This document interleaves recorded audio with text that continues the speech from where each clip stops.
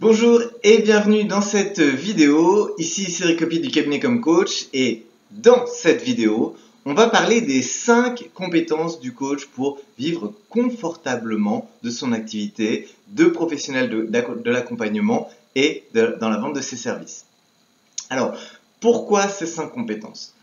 Très clairement, depuis 2009 que je travaille avec des coachs, des consultants, des formateurs, des thérapeutes, j'observe que les 5 compétences dont je vais vous parler aujourd'hui sont ce qui fait la différence entre un coach et professionnel de l'accompagnement qui galère, qui tourne en rond, qui s'épuise à mettre en place tout un tas d'actions, des petits coups d'épée dans l'eau qui partent dans toutes les directions et qui ne lui permettent pas d'obtenir réellement des résultats durables et une activité pérenne, enthousiasmante, épanouissante, dynamique et lucrative. Et vraiment, ces 5 compétences, elles font la différence. Si vous ignorez les compétences dont je vais vous parler et que vous dites non, c'est vrai que tu es bien gentil, mais moi, on a des gens qui m'envoient des clients, j'ai mon ancien employeur, j'ai un réseau très bien établi. Alors, moi, j'aurais envie de vous dire attention.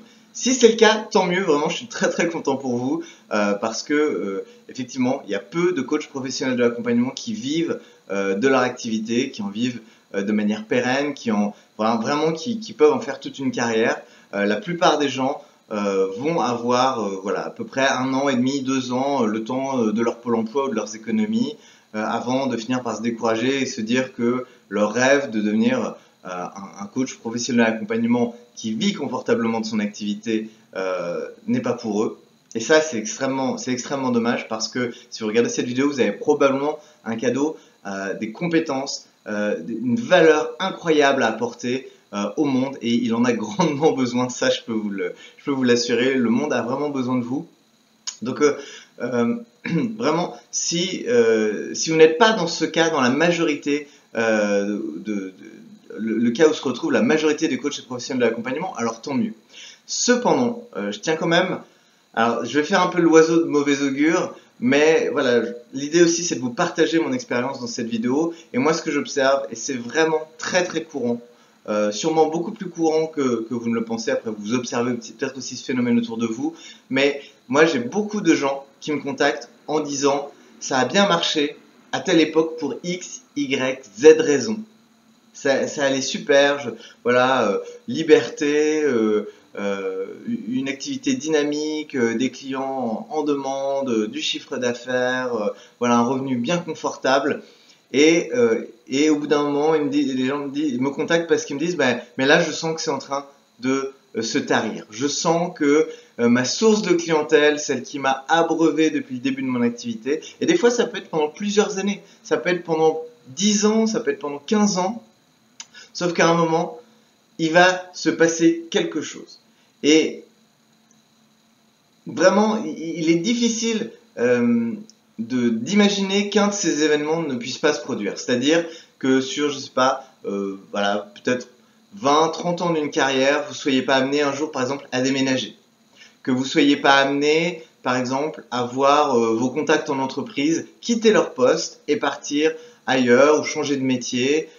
Et donc voir votre réseau et vos portes d'entrée dans les entreprises, par exemple, se fermer. Il est difficile à imaginer, par exemple, vous n'allez peut-être pas vous retrouver, et je ne vous le souhaite pas du tout, mais peut-être dans une phase de maladie, où vous allez devoir mettre votre activité en suspens et vous retrouver dans une situation qui peut être vraiment difficile. Encore une fois, je ne vous le souhaite pas, mais je veux juste vous éveiller à la possibilité de ces choses-là. Peut-être aussi que on va vous, en tant que sous-traitant pour des cabinets, des choses comme ça, on va vous envoyer des missions et vous allez vous rendre compte que, mince, c'est pas les missions que j'ai envie de faire, c'est pas les clients avec qui j'ai envie de travailler, c'est pas ce que j'ai envie d'apporter, mais voilà, ça me donne de quoi vivre et faute de faire exactement ce que je veux, c'est peut-être la deuxième meilleure option, un peu l'itinéraire bis, où je sais ce que je vis, même si ça me réjouit pas, je continue là-dedans et ça peut être aussi un confort dans lequel on s'installe, donc on peut choisir après de faire toute sa carrière comme ça c'est vous qui choisissez. Mais ce que je veux dire, c'est que à un moment, si votre activité se développe et se maintient à travers des circonstances extérieures qui ne dépendent pas de vos actions, de vos choix, de votre stratégie, de choses qui sont dans votre contrôle, eh bien, le jour où ces conditions extérieures vont changer, et il est probable qu'elles changent à un moment ou à un autre, eh bien, vous allez vous retrouver le bec dans l'eau. Vraiment, voilà, je le dis comme ça. En revanche, si vraiment vous vous intéressez et vous décidez de développer ces fameuses 5 compétences dont je vais vous parler aujourd'hui, vous allez avoir une forme d'autonomie, une forme de sérénité et une pérennité dans votre activité avec voilà, vraiment la sensation que si quelque chose se passe, vous allez pouvoir inverser la tendance, vous allez pouvoir remettre les choses dans la bonne direction. Une fois que vous serez sur pied, réinstallé, quoi qu'il en soit, vous saurez quoi faire et comment faire, vous ne serez pas dépourvu.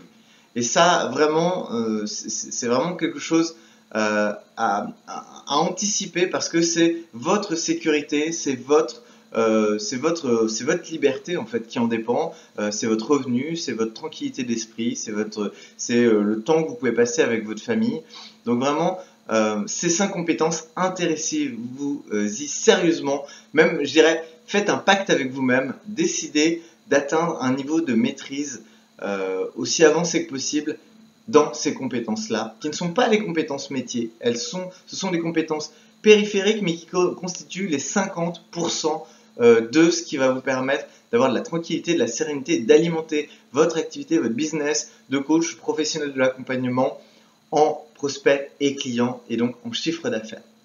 Donc ça, c'est vraiment essentiel. Quand vous allez avoir ça, vous allez savoir quoi faire, comment le faire, à qui vous adresser, comment construire vos stratégies, comment les affiner au fur et à mesure, comment en créer de nouvelles. Et vraiment, vous n'allez plus du tout être dans cette situation où vous êtes en dépendance, où vous subissez, mais au contraire, où vous pouvez prendre des initiatives et faire des erreurs. Vous ferez aussi des erreurs, mais des erreurs d'ambition.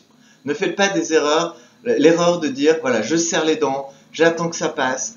Voilà, parce que en fait, si vous avez à un moment quitté le salariat pour vous lancer à votre compte et que vous revenez dans ce schéma-là en disant allez, je serre les dents, voilà, en fait, vous dites non au véritable challenge, à la véritable liberté et au véritable plaisir que vous pouvez avoir dans votre activité, dans votre entreprise de coach professionnel de l'accompagnement. Donc maintenant, on rentre après cette introduction un petit peu longue, je vous l'accorde, mais c'est vraiment important que vous preniez le temps de vous intéresser à ces 5 compétences clés pour avoir une activité pérenne, lucrative, dynamique, dans laquelle vous vous épanouissez durablement. Alors la première compétence, vraiment la première compétence dont vous avez besoin, c'est d'apprendre à positionner votre activité. Alors pourquoi bien positionner votre activité? Parce que aujourd'hui, il y a de plus en plus d'indépendants. Le marché se densifie. Il y a de plus en plus de gens qui veulent donner du sens à leur carrière, qui veulent utiliser leur expérience passée en tant que salarié pour transformer ça en valeur ajoutée qu'ils vont proposer aux entreprises ou aux particuliers à travers des services de conseil, de coaching, de formation. Et ces compétences-là, eh bien, il y en a de plus en plus sur le marché.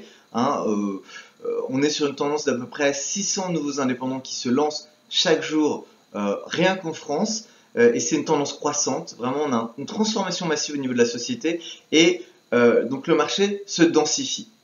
Il y a de plus en plus d'offres et il va y avoir aussi évidemment pléthore de propositions et si vous êtes dans ces propositions généralistes et que vous n'êtes pas clairement positionné sur la valeur ajoutée que vous pouvez apporter, et moi je vous le dis, je pense qu'on est encore à une époque où il y a de la place pour tout le monde.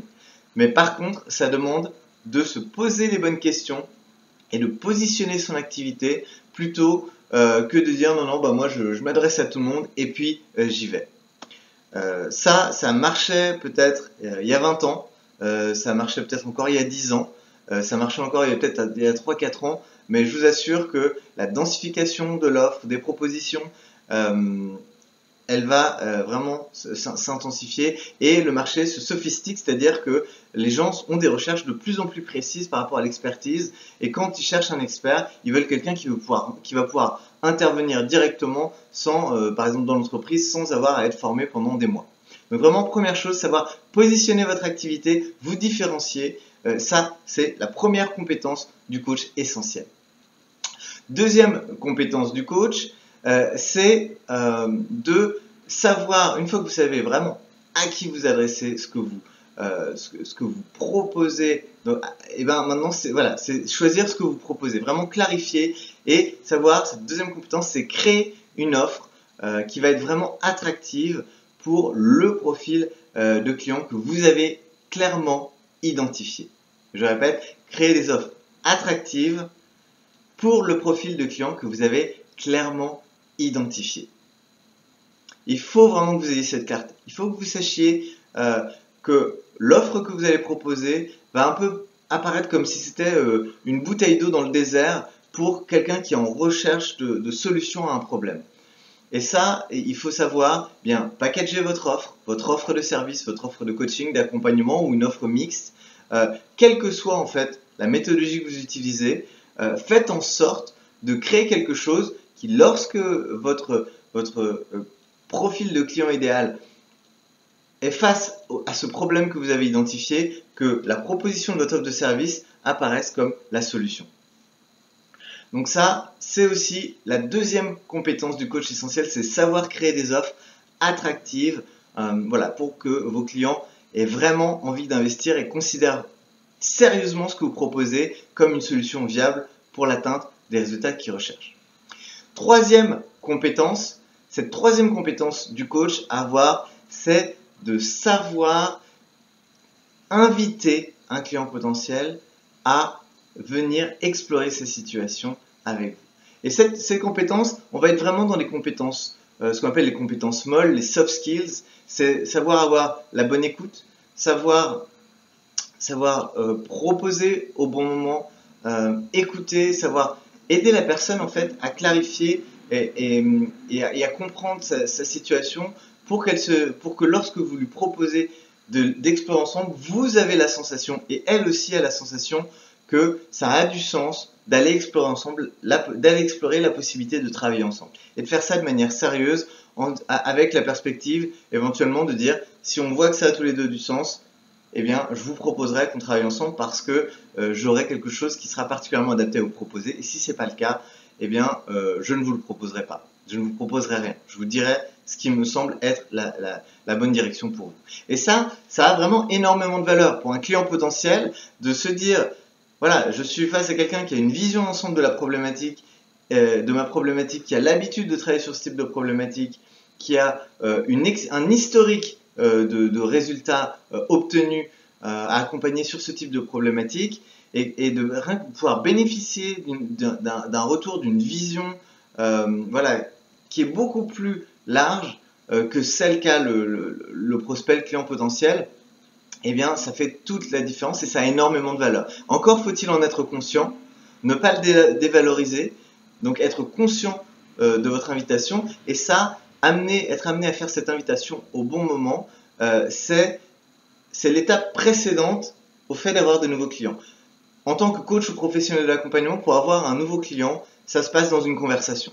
Une conversation de vente, ou une conversation où vous allez explorer avec votre client potentiel sa situation et lui proposer, cas échéant, la meilleure solution que vous avez à lui proposer. Et ça peut être votre accompagnement, ça peut être vos services, ça peut être une formation, quoi que ce soit, mais c'est vraiment cette étape. Donc cette troisième compétence du coach, elle est essentielle, savoir inviter un client potentiel à venir explorer cette situation avec lui. Donc ça peut, et du coup ça représente tout un ensemble de compétences molles, c'est-à-dire l'art de savoir bien converser, l'art de savoir poser les bonnes questions. Vous êtes coach professionnel d'accompagnement, donc normalement ça c'est dans votre domaine.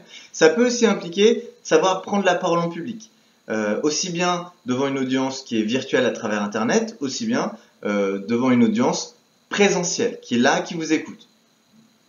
Donc ça vraiment, c'est ces compétences qu'il faut savoir développer. Quatrième compétence du coach pour avoir une activité lucrative, pérenne et sereine, eh bien, c'est de savoir structurer votre démarche de prospection. La structurer et la mettre en œuvre, évidemment. Et ça, c'est pas une compétence des moindres.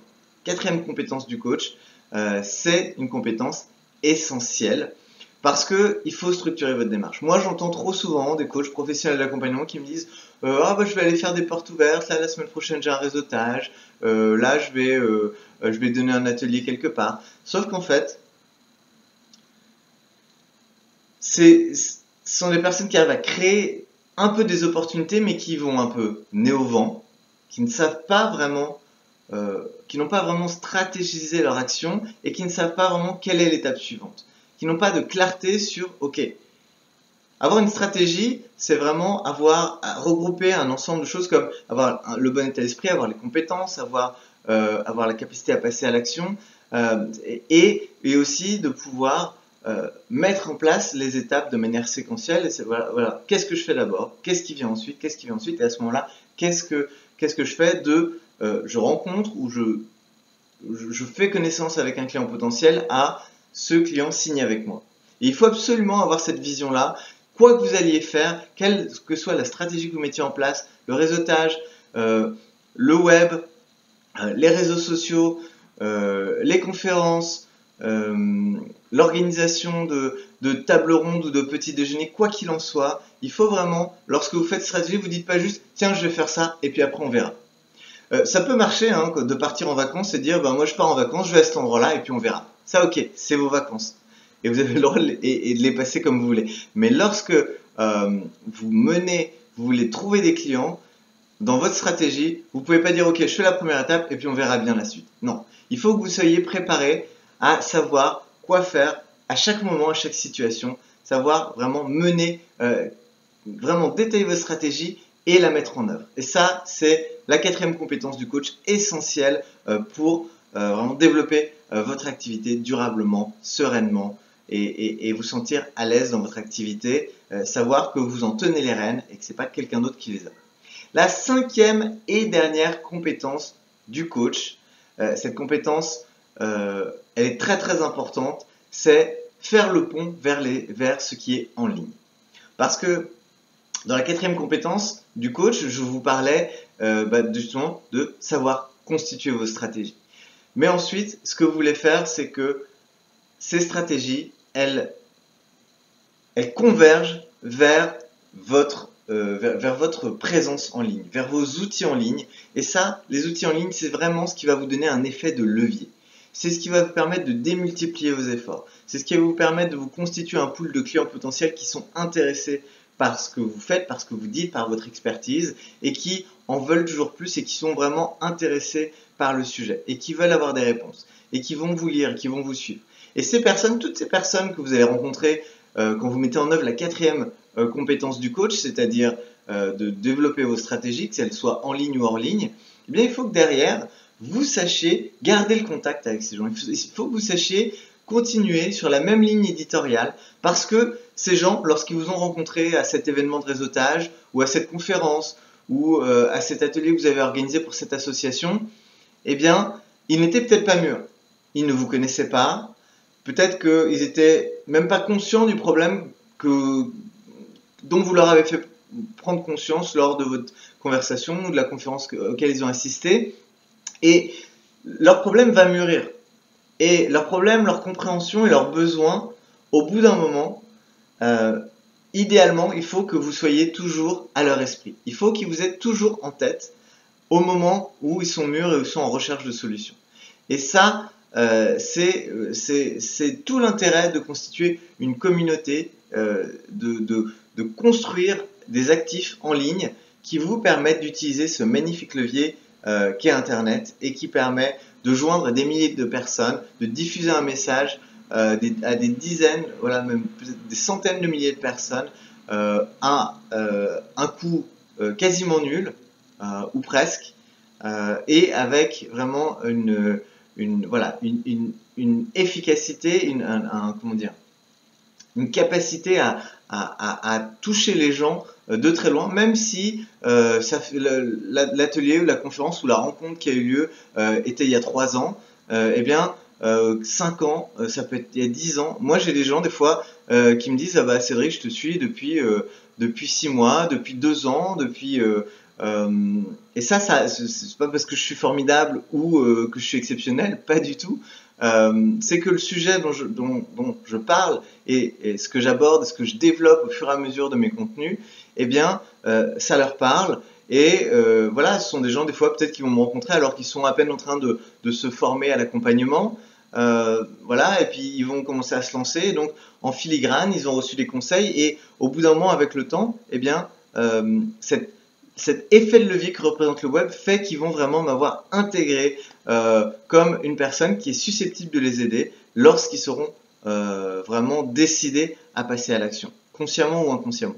Donc voilà pour les 5 compétences du coach pour avoir une activité pérenne, sereine et lucrative sur le long terme, une activité dont vous êtes aux commandes. Ça, je vous refais pas l'introduction parce qu'elle était un peu longue, mais vraiment, j'insiste là-dessus, c'est primordial, c'est votre sécurité en tant que coach professionnel de l'accompagnement. Alors, je récapitule très rapidement. Première compétence, bien vous positionner, vous différencier sur un marché qui se densifie et se sophistique. Première chose. Deuxième chose, savoir créer des offres attractives qui répondent vraiment aux clients que vous avez identifiés et qui apparaissent comme vraiment une solution crédible et solide à leurs problèmes, à des problèmes importants et urgents qu'ils ont besoin de résoudre. Troisième étape, savoir inviter un client potentiel que vous rencontrez, avec lequel vous échangez, à explorer avec lui sa situation. Très très important. Vraiment essentiel. Quatrième compétence du coach à avoir, c'est de savoir constituer vos stratégies et de pouvoir les mener de bout en bout, de la rencontre à la signature d'un nouveau contrat ou d'un nouveau client. Essentiel aussi. Cinquième étape, constituer vos actifs en ligne qui vont être votre effet de levier pour pouvoir garder contact avec des clients potentiels que vous rencontrez et pouvoir leur proposer vos services au moment où ils sont prêts à pouvoir en bénéficier. Donc voilà pour cette un peu longue vidéo, mais vraiment je voulais vous donner ces 5 compétences essentielles du coach pour avoir une activité pérenne, sereine, sur le long terme, une activité dont vous avez les commandes. Vous avez aimé cette vidéo, eh bien mettez un petit pouce. Vous avez une question, un commentaire, eh bien posez-la en dessous de cette vidéo. Vous n'avez pas aimé cette vidéo aussi, mettez un pouce vers le bas, dites-moi pourquoi ou demandez des précisions ou de développer certains aspects. Moi, je suis ravi d'entrer en dialogue avec vous. En attendant, je vous remercie de votre attention et je vous dis à très bientôt pour une prochaine vidéo.